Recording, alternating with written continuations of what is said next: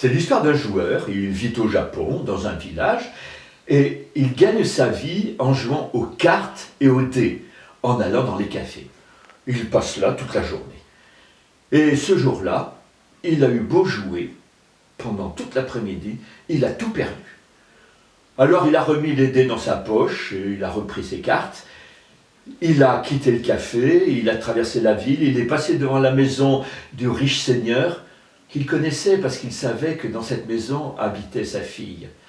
Elle était jeune, elle était belle, mais elle était un peu prétentieuse. Elle avait besoin qu'on lui donne une leçon un jour ou l'autre. Et puis il a poursuivi sa route, il est sorti de la ville, et là il a commencé à pénétrer dans la forêt. Il regagnait son village, c'était encore assez loin, alors il s'est assis au pied d'un arbre pour se reposer. Et là, sans même trop y penser, il a sorti les dés de sa poche et il a commencé à jouer. Comme on dit, à la pour rire, hein, pas vraiment. Il a vu que s'il avait vraiment joué, il aurait gagné. Oh, il a repris les dés, il a joué, cette fois-ci il aurait perdu, il a repris les dés, il a fait ça plusieurs fois, et voilà que tout d'un coup, il a entendu un petit rire au-dessus de sa tête. Et il a vu dans les branches de l'arbre une espèce de petit génie avec un grand nez, avec des griffes, il avait des ailes dans le dos et puis une espèce de longue queue. Il a tout de suite reconnu que c'était un génie de la forêt, celui qu'on appelle le Tengu. Et le Tengu, en 2-3 coups d'aile, s'est retrouvé devant lui, l'a regardé, il a dit, ça fait depuis un moment que je te vois comme ça, avec quoi tu joues là? Ces 3 petites cubes là que tu jettes. Bah, je leur ai dit, tu connais pas? Ça, ce sont 3 dés avec lesquels je gagne ma vie.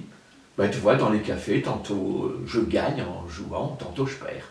Oh, mais c'est drôle! Moi j'aimerais bien faire comme toi, tu me les donnes? Oh dit le joueur, je peux pas te donner ce qui est quand même mon gagne-pain. Oui, mais si tu me les donnes, je te donne quelque chose. On va voir si l'échange vaut la peine. Et le Tengu a sorti de son derrière un éventail. Oh, le joueur lui a dit, attends, me la fais pas moi. Tu vas me dire qu'il va me permettre de voler, j'en veux pas de ton éventail. Ah non, la petite trompe d'histoire, il va pas te permettre de voler, ça sera beaucoup plus amusant. Si tu as envie de faire une farce à quelqu'un, sans te faire voir, tu t'approches de la personne, tu agites doucement l'éventail, et tu vas voir son nez qui va grandir. Et puis bien sûr, quand tu arrêtes d'agiter l'éventail, le nez s'arrête aussi. Et si tu veux redonner à la personne la dimension normale de son nez, tu agites l'éventail, mais en sens inverse. Le joueur a trouvé que c'était assez drôle, et puis il a pensé quand même, à la fille du Seigneur. Alors il a accepté de faire l'échange. Le Tengu a pris les 3 dés, et il a disparu à travers les branches de l'arbre. Le joueur est retourné à la ville. Il est arrivé à temps, il avait son éventail, il est allé devant la maison du Seigneur, il s'est caché dans un coin du mur, et puis là, il a vu la grande porte s'ouvrir, et la fille du Seigneur, vêtue avec de grands voiles qui lui cachaient le visage, qui sortait pour aller au temple, faire ses dévotions. Le joueur, sans se faire voir, s'est approché doucement d'elle et a commencé à agiter l'éventail. Et la fille a senti peu à peu son nez qui s'allongeait, son foulard comme ça qui se relevait, et quand elle a fini par voir le bout de son nez, elle a poussé un petit cri, elle a fait demi-tour, elle a traversé la cour, elle est montée juste dans sa chambre, elle s'est couchée sur le dos, il y avait son nez qui touchait presque le plafond, elle a appelé son père, papa. Le père est arrivé, il est entré dans sa fille, mais qu'est-ce que c'est que ma fille, quelle horreur! Papa fait quelque chose, je ne peux pas rester avec ce nez. Alors le père, le grand seigneur, a fait venir les 3 médecins les plus célèbres qui se sont trouvés au chevet, comme ça, de la fille. Le premier s'est approché, il lui a tâté le pouls, il l'a tâté un peu partout, il a dit qu'il fallait lui prescrire des baumes, des onguents, on a essayé, on a frotté, ça n'a pas marché, on l'a renvoyé comme un incapable, le second s'est approché en disant « il faut qu'elle prenne la pilule », on lui a fait prendre la pilule, ça n'a pas marché, on l'a renvoyé comme un incapable. Quant au 3e, il était chirurgien, il a attrapé le nez, il a dit « chez moi, on coupe ».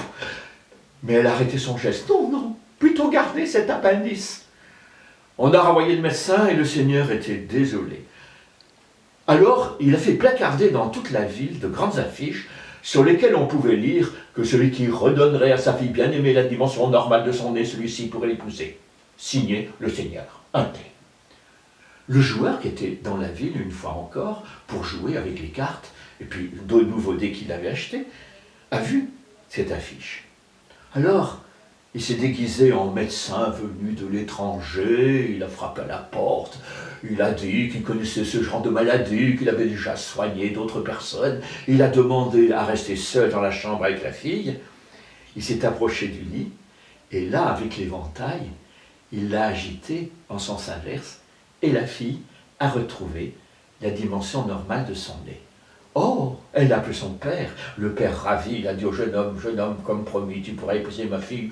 Le jeune homme, toujours l'éventail à la fin, a dit, on verra ça après, pour le moment je suis fatigué, est-ce qu'il n'y a pas un endroit où je puisse me reposer? On lui a indiqué le jardin, qui était entouré de murs, bien à l'abri. Il s'est allongé sur l'herbe, sur le dos, toujours l'éventail à la main. Il faisait un peu chaud, alors il a commencé à somnoler. Et tout en somnolant, il a commencé à agiter l'éventail. Et son nez a poussé jusqu'au ciel. Mais à ce moment-là, dans le ciel, il y avait des ouvriers qui étaient en train de travailler à la construction d'un pont pour enjamber ce grand fleuve qui était la Voie lactée qui traversait le ciel. Et j'étais ennuyé. Ils n'arrivaient pas à terminer ce pont parce qu'il leur manquait une pile. Un des ouvriers a crié, mais la pile qui nous manque, la voilà. Ils se sont emparés du nez, ils l'ont coincé sur le pont, ils l'ont attaché avec de fortes cordes, et ça y est, le pont était terminé. Seulement, le joueur sur Terre s'est réveillé. Il a compris ce qui s'était passé, mais il savait très bien qu'il suffisait d'agiter l'éventail en sens inverse pour retrouver la dimension normale de son nez. C'est ce qu'il a fait. Seulement, ce n'est pas le nez qui est revenu sur la Terre. C'est le joueur qui peu à peu est monté jusqu'au ciel. Il s'est placé comme ça sous la Voie lactée. Au mois d'août, quand il y aura une nuit bien étoilée, prenez comme ça une lunette un peu forte, regardez du côté de la Voie lactée. Vous verrez la forme du joueur allongée. Parce que cette histoire qu'on raconte au Japon est entièrement vraie, à part un petit mensonge, mais je ne vous dirai pas lequel.